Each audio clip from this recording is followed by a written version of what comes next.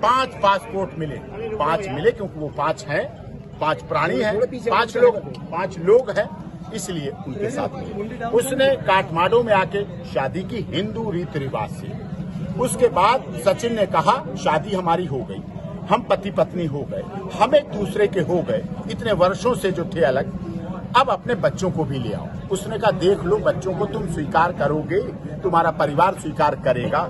सचिन ने कहा हम बच्चों को पूरी तरह से गोद लेंगे, हमारा पूरा परिवार स्वीकार करेगा। फिर वो वापस 7 दिन नेपाल में रहने के बाद, होटल में रहने के बाद, शादी होने के बाद वापस पाकिस्तान गई। पाकिस्तान से अपने 4 बच्चों को लेके आई और अपना सारा सामान जो उसका जन्म से लेकर अब तक था, उसमें वीडियो रिकॉर्डिंग थी, फोटो थे, एल्बम थी, आईडी प्रूफ थे, कोरोना वैक्सीन की सर्टिफिकेट थे, बच्चों के पोलियो वैक्सीन के सर्टिफिकेट थे, सब कुछ लेकर आ गई है। आके यहाँ आई भारत, नेपाल के रास्ते आई, टिकट उसने दे दिए हैं जिससे रास्ते से आए हैं, बस से आई है, यहाँ उतरी, यहाँ आने के बाद अपने ससुराल आई है। ससुराल में आने के बाद उसने बुलंदशहर मजिस्ट्रेट साहब के यहाँ, डीएम साहब के यहाँ एप्लीकेशन लगाई कि हमें नागरिकता दी जाए और हमारी मैरिज को रजिस्टर्ड किया जाए। सर जांच एजेंसियों ने अभी तक क्लीन चिट नहीं दिया है, लेकिन अब सीमा को भारत में रहने के लिए हम अभी क्लीन चिट मांगने नहीं आए हैं यहाँ। हम यहाँ जांच एजेंसियों के मिलने नहीं आए हैं। हमने अपनी याचिका देश के महामहिम राष्ट्रपति जी को लगा दी। सर क्यों लगा दी है? हमने उसमें मांग की है कि आपकी एटीएस जांच कर रही, बहुत अच्छी तरह करे।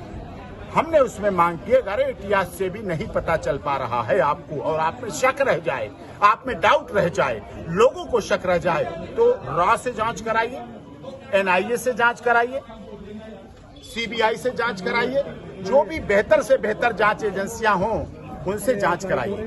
बेहतर से बेहतर जांच एजेंसियों से जांच कराएं, वो ज्यादा अच्छा रहेगा।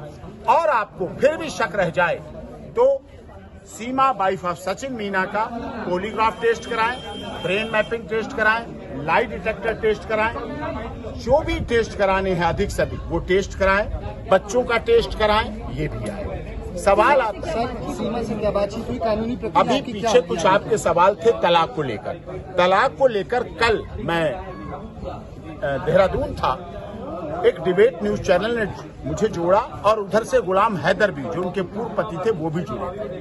न्यूज चैनल के लोग पूछ रहे थे कि सीमा आईएसआई है, सीमा आतंकवादी है, सीमा जासूस है। मैंने कहा सबसे अच्छा मौका है कि इनके पूर्व पति गुलाम हैदर जुड़े हुए हैं, उनसे आप पूछ लीजिए, उनसे जानकारी कर लीजिए। जब उनसे पूछा गया तो उन्होंने साफ तौर पे कहा हमें 4 साल से उसके बारे में नहीं पता, वो आईएसआई है, वो आतंकवादी है, वो जासूस है। मैंने कहा आप बताइए क्या पाकिस्तान सरकार, पाकिस्तान की पुलिस या आतंकवादी उससे मिलते थे, उसके संपर्क करते थे? उन्हें हमें नहीं पता मिलते थे कि मिलते नहीं थे। इससे सिद्ध हो गया उनका तलाक हो चुका है और हिंदू रीति रिवाज से शादी हुई है। अब वो यहाँ आई है। अभी क्या बात हुई सर?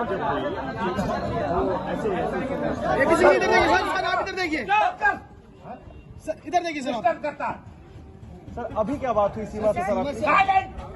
सर सीमा से अभी क्या बात हुई सर सीमा से आपकी?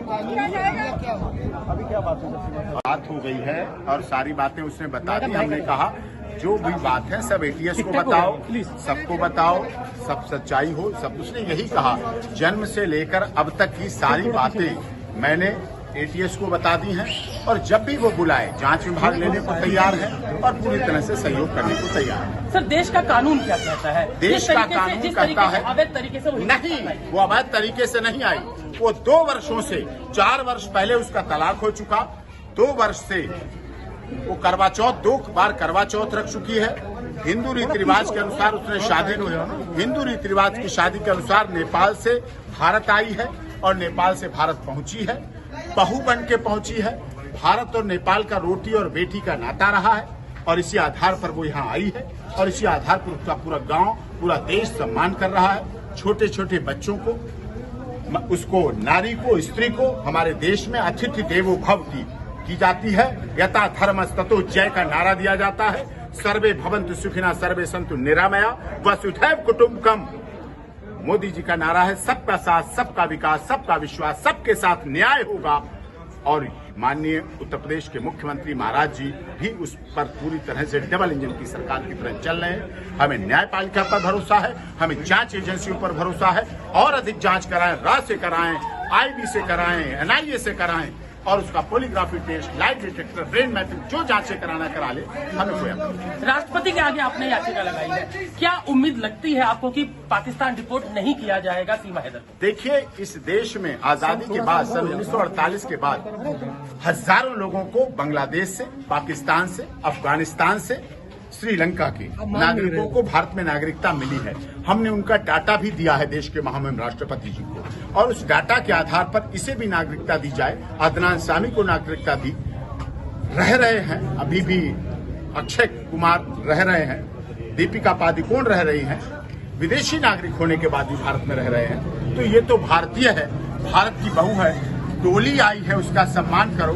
वर्षों वर्ष से गोलियां आई हैं, वो समाप्त होना चाहिए। जासूस होने के आरोप भी सीमा हैदर के ऊपर लगे। मैं कहता हूं, आप जासूस, आतंकवादी, स्पाई, आईएसआई सदस्य कुछ भी कहिए, सब कुछ कह लीजिए, लेकिन अगर वो सच हो, अगर वो सच है, अगर वो सही है, अगर वो ठीक है, वो सच बोल रही, वो स्पाई नहीं है, ऐसे नहीं पता चल जाए, उसके बाद उसको अपना लो। आप राजदूत से, दूतावास से जांच कराइए, पाकिस्तान से कराइए, दुबई से कराइए, नेपाल से कराइए, आप जहां से जांच कराना करा ले, लेकिन उसके बाद उसकी सच्चाई जब सामने आ जाए तो उसे स्वीकार। एक अंतिम सवाल एपी सिंह जी मेरा आपसे, जिस लोग ये कह रहे हैं कि शातिर भैया क्यों परेशान कर रहे हो? कह रहा शातिर, मेरा सवाल सुनिए। भाई साहब, शातिर दुबई तो पहुंची, दुबई से फिर नेपाल आती है, नेपाल से विश्वास में आती है, उसमें गलत नाम लिखे हुए थे, हिंदू नाम लिखे हुए थे। हिंदू नाम है उसके, 2 बार करवा चौथ कर चुकी है। मुस्लिम लॉ में कभी भी मूर्ति पूजा करने के बाद स्वीकार नहीं किया जाता है,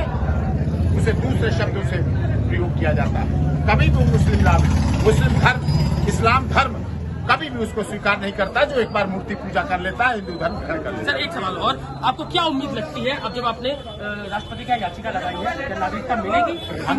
हमें देश की न्याय व्यवस्था, कानून व्यवस्था, मैडम क्यों खराब कर रही हो आप? क्या सबसे ज्यादा प्रॉब्लम है क्या? प्रॉब्लम है।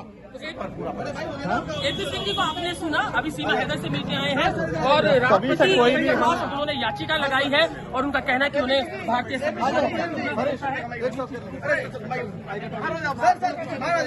आराम से लगा लो, आराम से लगा लो।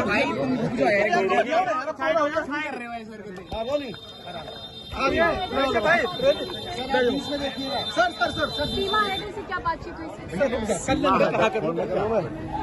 सीमा हैदर से ये बात हुई, उसने मुझे जो बातें फोन पे बताई, हमें क्या सीमा हैदर से जो आप लोग बोल रहे हैं बार बार, अभी सीमा हैदर ना बोले, मेरी आप मोबाइल नीचे करो दरख्वास्त है। अब सीमा वाइफ ऑफ सचिन मीना बोले, ये बोले वो अच्छा रहेगा, ये अच्छा ही बात है। इसलिए मेरा कहना है कि सीमा 2 बार करवा चौथ का व्रत रख चुकी है पाकिस्तान में। पाकिस्तान में वो हिंदू धर्म ग्रहण कर चुकी है।